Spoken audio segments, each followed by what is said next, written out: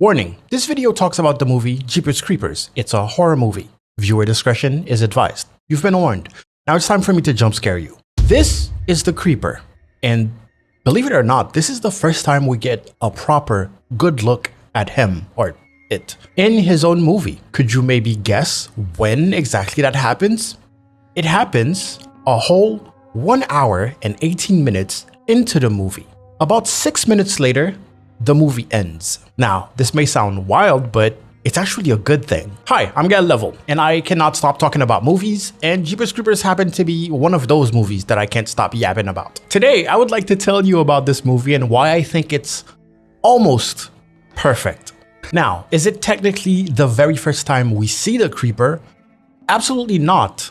This is the first time we really see what he looks like, but if I'm being honest, this is the first time we see him. And as you can tell, we can't see much. And the movie does a great job keeping it that way. Every time we see him, he's backlit, so completely silhouetted, or it's too dark to really see his face. And that is a thing in the horror genre, to not only keep and preserve the mystery, but also let you use your imagination. It is often said that your imagination is far scarier than anything else that they can show you on screen. Remember this scene from Insidious? That was terrifying. Not only because it came out of nowhere in the middle of a normal conversation, it was also the first time we were seeing the entity, the red demon. But most importantly, half of it is kind of hidden. It's in the dark. It's not that visible. Because I can tell you that later on, when we see the full thing in kind of broad daylight, not really daylight, but still, when we see the full thing, it's less scary. I remember watching Insidious and being like, oh, it's just a dude in makeup. But that scene had all of the impact. I mean, think about a movie like Jaws. If you watch the behind the scenes, the shark looks, if not ridiculous, almost cute. And this movie was very scary when it came out. It had this huge impact on everyone. And that's through the magic of filmmaking, really picking your shots and choosing exactly how much we want to show of the monster. Look at that. All that to say, that is one of the many things that Jeepers Creepers does really well. Something else I really love in this movie is the dialogue. Fairly simple, nothing pretentious. They sound their age and they sound like siblings. If you don't know, it's Darius and Trisha, brother and sister, just going to their parents' house when they encounter the Creeper. Pretty much 4 minutes into the movie, this big car tries to run them off the road and they don't understand what's happening. And then when they're passing by an old church, they see the Creeper, that's the image I showed you earlier, throwing something in this huge pipe or this huge opening thing. And those things were wrapped and also roped and also had red stains. So he saw them, looked at them, hopped into the car and tries to run them off the road again. Actually successfully runs them off the road this time. But he just drives off. They go back to the old church. Darius thinks he hears something coming from the pipe, tells his sister, hey, hold my feet. I just want to poke in there or whatever. And the sister is like, you know when people do something super stupid in a horror movie and everyone hates them for it? This is this moment. You know the part in scary movies where somebody does something really stupid and everybody hates them for it? This is it. I love the type of dialogue in a horror movie that acknowledges the existence of horror movies. Our two protagonists are doing something stupid, which is usually what drives a horror movie. If no one makes any mistakes, there's no horror movies. But at least this time, they are acknowledging that they are doing that stuff. And it's reminiscent of horror movies, which instantly makes the characters feel more realistic, in my opinion. Because this is the type of stuff that I have said before. I have been in situations with friends where I was like, this is some horror movie stuff. Even before going back to that pipe, when Darius is trying to convince Trish to go, she says this. Because this is why girls are smarter, okay? I mean, if I was making that kind of decision, this is the type of stuff that my friends would tell me. So yeah, I love the dialogue. Now, I would like to talk about the fact that if you remove the Creeper from Jeepers Creepers, which you would think wouldn't make sense, actually, there are so many scenes that don't involve the Creeper at all that are just excellent. For example, when he gets down to that pipe, and it sucks that I can't show you, because this is my second time recording this video and YouTube copyright struck me immediately when I did the first one. But basically there's rats in the pipe and they both panic and Trisha ends up letting go of Darius, or Dari as she calls him. And there's a slow-mo scene of him falling and it's so good. I'm gonna try to show you. If you don't see it, that means that YouTube was not happy with it, but I'm gonna try to put it in this video. Look at that. Look at that. I'm gonna quickly, and you see him fall in slow-mo, and it's just amazing. So without showing too much, basically he goes down there. The voice he was hearing, I guess, was real because he finds a person in that tarp. Person tries to tell him something, nothing really comes out. When he moves the lips, just a bunch of gibberish. He sees that the person has a scar, like a huge scar on their abdomen, and the person dies. Darius tells Trisha, hey, go get help, and then continues to explore the cave. He ends up finding what he describes later as 500 or 600 bodies basically sewn together, plastered all over the walls. And this scene lasts like super long. It's very like, in this movie, they really tone down the music and slow everything down. That's also something that I really love, is that when they're doing the suspense moments, they really bring everything to a halt to let you really like seep in this whole suspenseful atmosphere, and it's very impactful. Like, it really gets to you. And again, those are moments where the creeper is not involved at all. When the creeper is involved, there's usually like action, there's violence and all that, but in between you have this slow and methodical, hey, we're getting into somewhere that is very scary and insanely creepy, and it works. It just works. To go chronologically, they finally make it to a rest stop, and then they call the cops, and they get a phone call from who I like to call the Oracle, just a lady who has premonition, calls them, tells them a bunch of cryptic messages, and basically tells them a bunch of stuff that they will see in the future. But anyways, while they're at the rest stop talking to the cops, trying to convince the cops of what they've seen, one of the waitresses comes out and goes, hey, somebody was rummaging through your stuff in your car, and he was like sniffing your stuff. And again, we don't see the creeper or anything. They come out, their stuff is on the floor, and it makes you think, why was it sniffing their clothes? Like, what is it? You know, what is it? Because it's like, okay, it's a dude, it's driving a car, it's probably just a guy. But now that we hear about like sniffing, we're like, maybe it's not just a guy. The Oracle also says on the phone, I don't know if it's a demon or a devil or whatever. They're like, oh, what are we up against? And that's a big theme in this movie, and why it's so good. It's the mystery of, what is that thing? How strong is that thing? How smart is that thing? How are we gonna make it out alive? How can we defeat it in any way possible? Which is another trope, if you will, that I love, is like the total desperation. I love when the protagonists are just completely over their head with what they are facing, when it seems like there's no chance that they can make it out alive. But there's also little moments in this movie that have like subtle foreshadowing, I'd say. Well, maybe not so subtle, but basically while they're at the car after the whole sniffing thing, we see Trisha just turn around and look up, and we don't really understand why. It's like this weird intuition stuff, and there's nothing. They show you a sign, but she's not really looking at the sign, right? And this will come back later. This will kind of have an explanation, but also come back later. She does that, I think, 3 times in the movie. Anyways, they get into the cop car, heading back to the church to show them what happened. The cops get a call saying like, hey, the old church is on fire, coincidentally. And there's a scene that I can't show you, but that is so amazing here, is Trish and Darius are fighting, and then the creeper is on the cop car behind them, just wrecking their shit.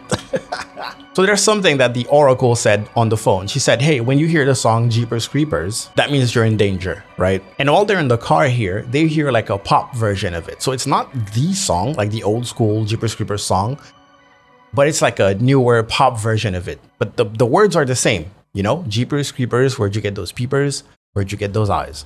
And that's what Darius and Trisha were arguing about. Anyways, while they're arguing, Creeper is like cutting heads off, and they finally come to a stop when a head basically bounces on their hood. But Trisha and Darius are not now stopped. And here comes the stopping everything and turning it into like a highly like suspenseful moment. Except the Creeper is involved this time. And I really don't know just how much I can show you. I think I'm gonna have to edit this video a lot. But basically, they come out of the car. This is like, again, music stops super slowly. They're throwing looks at each other, and then they're gonna slowly walk in, finally see a head on the floor, and then jump back in the car. Creeper comes out of the cop car because for some reason he was just sitting there.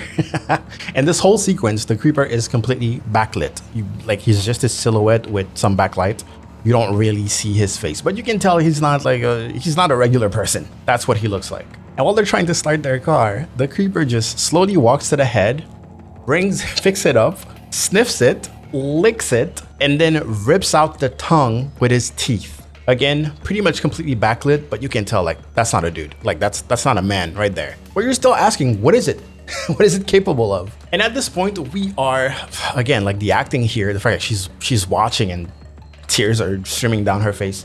We're at the middle point of the movie, and the siblings are finally getting a good look at what they're up against. They finally get away and they drive to this old lady's house, right? They want to like make a stop and try to get help or try to call someone on the phone. And there's this old lady. Now, on the phone, the Oracle mentioned a bunch of cats, and this was foreshadowing to this scene pretty much. But there's something that the movie does that it didn't have to do, is like the old lady is backlit. Like we don't see the old lady's face for some reason. We don't see, oh, it's weird to have my face right there. We don't see the old lady's face for a while. And it makes you wonder, like, is she the creeper? Why is it like that? And it may be pointless, but at the same time, it adds so much more mystery to it that I kind of like it, right? It's like, why not show her face? So for a second, you're like, is she involved or is she the creeper? Especially after that, you see all the cats, blah, blah, blah. And then we get to a part that I absolutely do not like in the movie. Because, yeah, believe it or not, it's one of my favorite movies, but there is a scene that I really don't like. And it's the scene of the creeper standing in front of her scarecrow. And then she comes out with a shotgun, the old lady that is, shoots him. And then there's a huge explosion. You see something explode, but you think it's I don't know, like the way it's shot, it looks like the creeper exploded. But it wasn't the creeper, it was the scarecrow. But it's just not well illustrated. We got a couple Dutch angle shots of the creeper just standing in the field, which, you know, it's fine, it's kind of creepy. It's definitely weird, but we understood that the creeper is definitely like messing with them, trying to invoke fear in them. Look at that. Boom. I don't know, man. Like they kind of messed up the way they filmed it is, I don't know. It just doesn't translate well. So basically the scarecrow explode and we see like the cape go on the roof. So we're like, is it unharmed or what exploded? Why did the scarecrow explode? Why is there TNT inside of your scarecrow in the first place? That doesn't even make sense. Anyway, grandma dies. They get in a car, creeper comes in front of them, and this is both my favorite and also the goofiest scene at the same time, and I'll explain why. First of all, when they try to run him over the first time, he just goes, like the car is coming, he just jumps and pop, pop, pop, pop, like a ninja on top of the car. She tries to reverse, pop, pop, pop, pop, again, ninja, like wire stunts, for no reason. So I'm like, damn, is he just flexing? Now, as a kid, I thought that was super cool. Now, as an adult, I'm like, this looks goofy. Why is he doing that? Especially since I think the third time, she actually manages to run him over. Boom, falls back. And then they hit you again with the dialogue. And I love this. Do you think he's dead? And she says, they never are. Yes, Trish. Horror queen. This movie came out in 2001, by the way. So no, like Zombieland came up with a double tap thing. No. Trish was doing it first. She knows the villain never goes down easy. We got a double tap. So she puts the car in reverse and does exactly that. Runs him over like 4 times to the point where Darius was like, okay, stop. We're good. And here comes the part, as a kid, that kind of like made me go, and now as an adult, make me think, that's one of my favorite scenes. He's laying dead and you're like, okay, they got him. And this happens. Hey, yo. And you can see by Justin Long's face, you can see like the sheer desperation in their faces. And I love that. I love like, so good. Give me that stuff. Show me how desperate the protagonists are. They're like a wing. Like he wasn't hard to kill before. Like he wasn't traumatizing us before. He had to have a wing come out? Again, what is this thing? How the hell are we gonna stop this thing? Anyways, they make it to the police station. The Oracle shows up. Trish is immediately super rude to the Oracle for some reason. Darius is like, oh yeah, like I saw the cats and Jeepers Creepers, and he's not 100%, believing and trusting the Oracle, but he's more inclined. Also, I think it's important to say that Darius did not explain like word for word exactly what the Oracle told him on the phone at the rest stop. So I can understand Trish's like skepticism. Oh yeah, by the way, as soon as the Oracle shows up, like the cops are like, get out of here. She's like the town crazy old lady. But in my opinion, She's cool. She didn't have to help them. She showed up trying to help them. And then Trish is giving her lip. Anyways, the Oracle explains more of the lore, I guess. She explains that, oh, this thing eats people and can like regenerate basically. If you hurt it, it's basically as much as it can be hurt. It's not gonna die. You know, adding more to that whole desperation thing. And then I think we see a shot of the creeper basically walking in the back of the police station. Lights go out. They go into lockdown. And a cop goes to check on the prisoners, like downstairs. And this is, again, one of those long, drawn-out, very, very suspenseful scenes where the cop is just walking down slowly with his flashlight and flashing his light in the faces of all the prisoners, right? One guy is like, oh, I'm sleeping. Oh, don't get that thing away from me. Second guy, just sleeping. And then third cell, two guys, completely terrified, up against the corner, not saying anything because they're so horrified as to what's happening.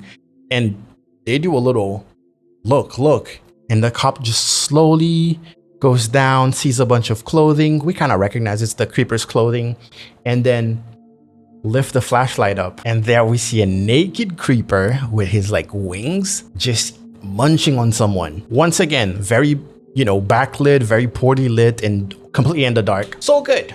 Just so good. The scene is so long. Like, we keep going back to the cop's reaction, just being there like that, and then the creeper just being like, the lighting is put in like heavy work because we can barely see what's going on, but we understand what's going on, And then the cop finally calls it in. Creeper turns around. Cop shoots 2 bullets, I think. Just pow.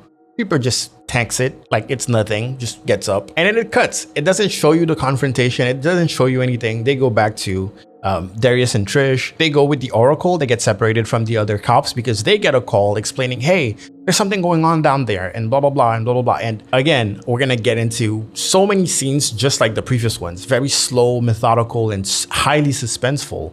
And there's a scene where they're all pointing their guns at the hallway while listening to what the other guys are saying on the radio. And it's just terrifying. Like, the creeper's not involved. You don't see the creeper. You just hear them listening to the radio, and the call coming in is just terrifying. There's a point where one of them advances and then gets like stabbed, but you don't even get to see the creeper like that. The cops do like cops things. They get in a hallway, shoot up, blah, blah, blah, blah, blah, blah, blah, without even seeing anything. Kind of like that first Predator scene where they're just shooting into the jungle, exactly like that. Meanwhile, the Oracle and Trish and Darius, they get to a door and they realize it's locked, like the back door locked. And Trish is like, how did you not see this coming? And she's like, I don't dream about everything. And she goes, hey, how about you dream about something useful? Trish is like very, very mean to the Oracle. She didn't deserve that. Anyways, Creeper pops his head. Hey, what up? Again, kind of in the dark, but also like on the wall, like he's vertical, but crouching. Oracle, this lovely lady, says, hey, go ahead, I'll slow him down, or something like that. Creeper grabs her, smells her, lets her go. And of course, we have another slow down suspense time, right? Trish and Darius are trying not to make any noise, right? But they're also like shoving each other, like, no, let's go there. Like, shut up, let's go. And then they pass in front of this interrogation room with a one-way mirror. And the creeper is inside. And he's like checking them out, He's like, oh, you about to make me act up. You about to make... And you can see Trish and Darius. Like, Trish even comes to the glass at some point, and then the creeper is like... Something important. Darius tells the Oracle, hey, you know how this is going to end, right? You said on the phone that someone will be screaming while the song Jeepers Creepers will be playing. Who is it that's going to be screaming, right? Kind of like asking, hey, who's going to die? Who is he going to choose? And the Oracle looks at Trish, as in Trish is the one screaming while the song is playing. So Darius is like, are you ever wrong with those premonitions? And the Oracle goes, you don't understand. But that was before they got interrupted by the creeper. So you're like, oh, maybe it's not what it seems or whatever. Anyways, all that to say, creeper busts into like out of the interrogation room. Cops show up, full gear, assault rifles and everything. And the creeper grabs both of them, Trish and Darius. So at this point, based on what the Oracle said, you're like, yeah, he's gonna choose Trish because that's what she said, right? He's probably gonna let Darius go or whatever, but he does the opposite. He actually throws Trish away, keeps Darius, and you're like, wait, what? So while the cops are all standing there, Trish tries to plead with the creeper. Goes, hey, take me. I won't fight back. Everything he has, everything you want from him, I have it too. Please take me. Please take me. And like that scene is super long, super drawn out. And it almost feels like the creeper is considering it. He's like, let me see my options here. And then the creeper just like, while holding Daryl, it puts its head down and then goes back up, starts screaming. And as if it wasn't terrifying enough, not only this is the first time we get a good look at the creeper with the flashlights and all that, it also does that. It like, I don't know, it just flips out. It has a bunch of, I don't even know how to explain that. Just the head changes, you know? And it's like, oh, what the hell? Again, you go back to this, what the hell is that thing? What is its final form? Because like at this point, it keeps on transforming. Anyways, after the pleading continues and the creeper just goes, you know what? Peace. Two wings pop out, flies out the window. Remember the scene when I told you like, oh, foreshadowing, like Trish looking up by intuition? Trish runs out, sees the creeper flying with Darius and all that, and then stops. And this is one of those moments that is poetically illustrated. We see Trish, like we have like a bird's eye view of Trish standing in complete darkness, as if like she's in the void because, well, her little brother was taken. And that's probably how she feels, right? So we go back to that scene of Trish looking up at the sky, except this time Darius is not here and nothing else is here either. Like, look at that. Like when I saw this shot, I was like, damn, you didn't have to go deep with the illustration like that. It's so good. So we fade out. It's the next day. Oracle comes back, says, hey, your parents are outside. And then Trisha says, you didn't answer him. Like, are your dreams or your premonitions ever wrong? And the Oracle responds, I'm just the town's old crazy lady. You can ask anyone. Trish gets up, goes outside. You know what she does? She looks up. She looks up again. This time we're shown like a crow in the sky, and we see the crow for a while and it fades out. We still see the crow, but the crow lands in this like old industrial zone. We get a bunch of like camera traveling inside of this old abandoned industrial place. And then we finally like see the creeper like chilling on a stool, like sewing something apparently, you know, completely naked with its wings out. And then finally we see Darius' body, right? We recognize he has a tattoo around his navel. And camera is slowly panning up to his body. It reveals that like two huge holes where his eyes used to be. So there's just nothing because it's like you can see through his head, right?